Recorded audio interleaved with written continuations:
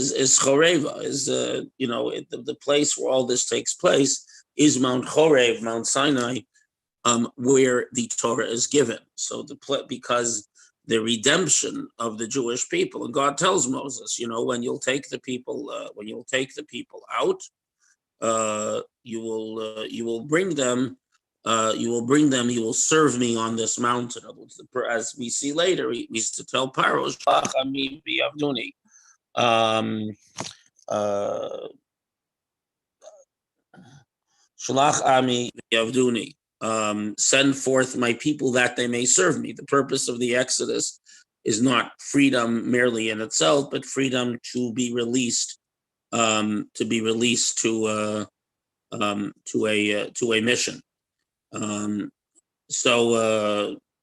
the mission is to receive the Torah and be that example to the world. So that's first of all. The second thing about this question of the burning bush is, what does the bush in itself symbolize? So most of you are probably familiar with the idea that the bush symbolizes the Jewish people, that they've gone through exile and persecution, in the present case being enslaved in Egypt. Nevertheless, that they would come out, they would not be consumed. So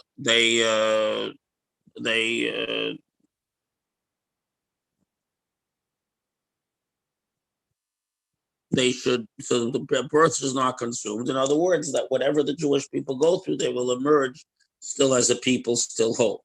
So I want to give a counterpoint, which is the Sforno. The Sforno says that the bush being burnt is that God will punish Egypt but not annihilate them. That the Jewish people will leave and Egypt will still remain whole.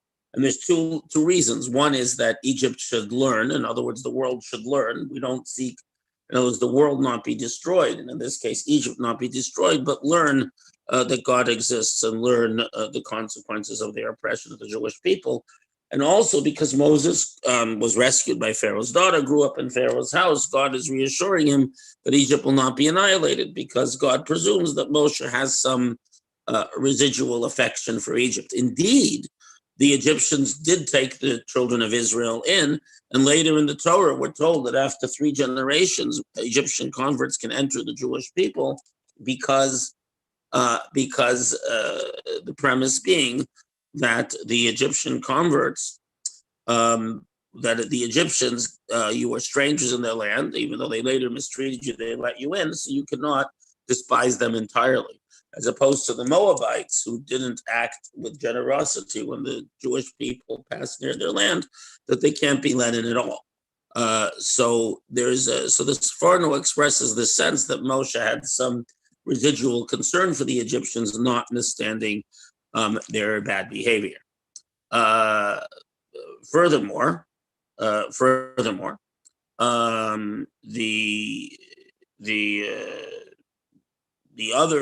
another aspect of the burning bush, the idea that the bush burns and is not consumed, has to do with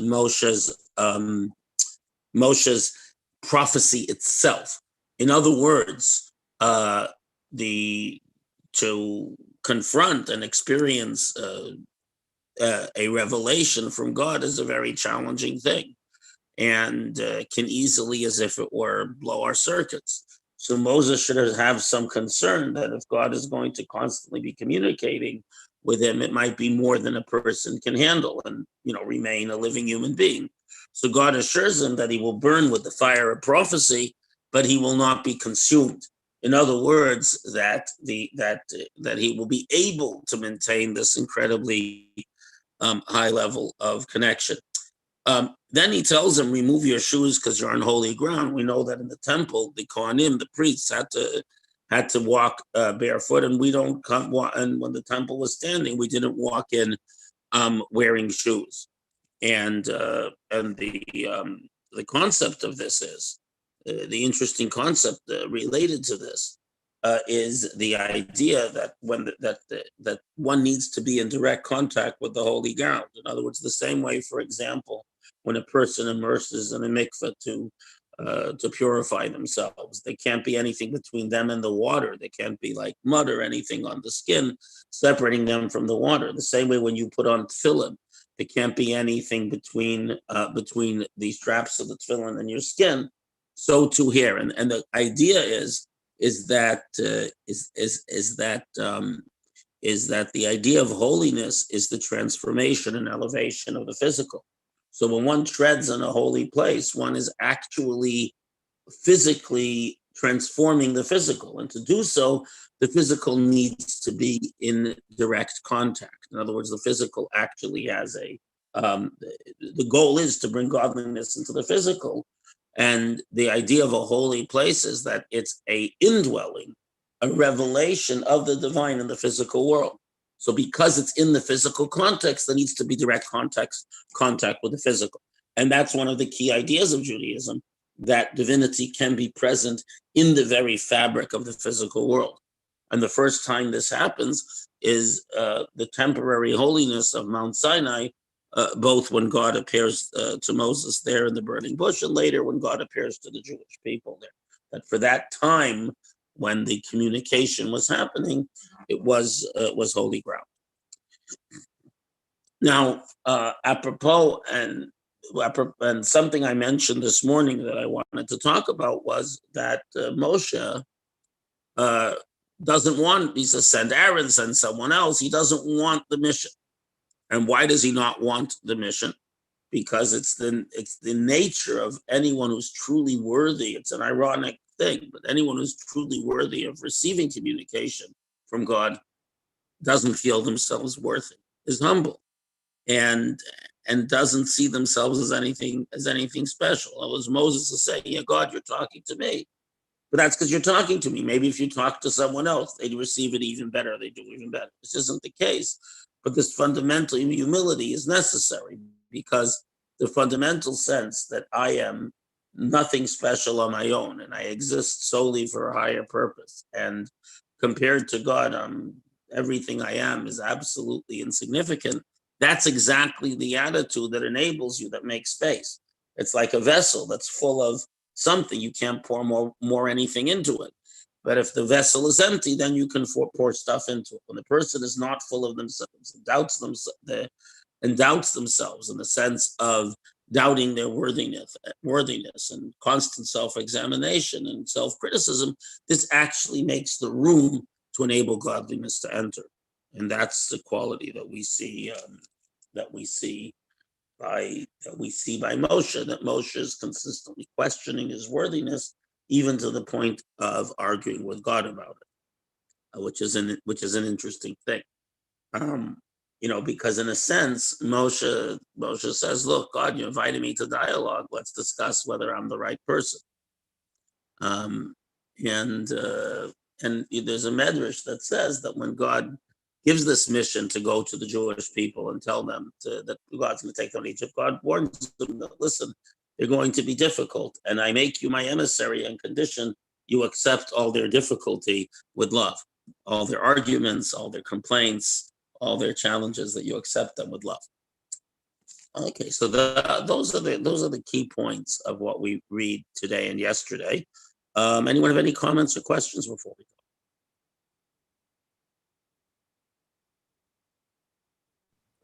Rabbi, when we're davening in shul, davening is a replacement for bringing karbonos.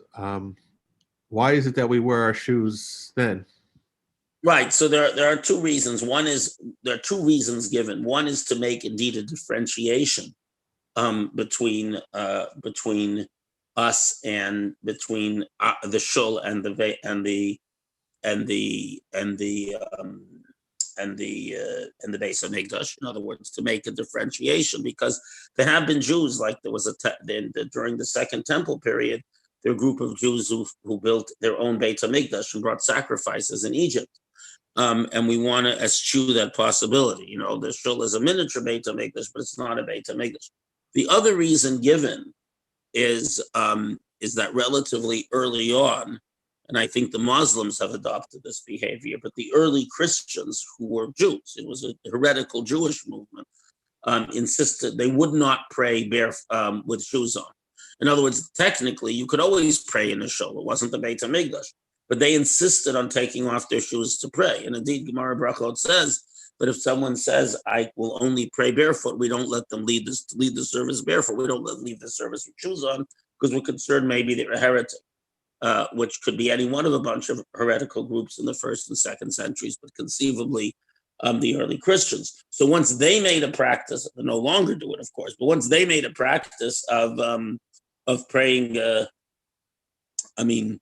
praying barefoot, so it became, since it wasn't mandated by Jewish law, it was rejected like many other things. Like we used to kneel, many people used to kneel at Nefilat Apayim. We don't do it anymore because it became a signature Christian behavior.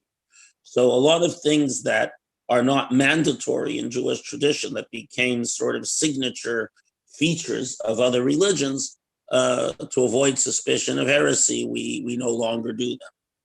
So, and we see this in the Torah itself, that Yaakov made a matzeva. He made a altar of a single stone that he poured oil on and offered to Hashem. But between Yaakov leaving Canaan and the Jews coming back, the Canaanites had made this single stone altar, this monument, the single slab of stone altar, a feature of their idolatry. Indeed, you see such altars, basically everywhere from India all the way up to Ireland and Scotland, and the Celts.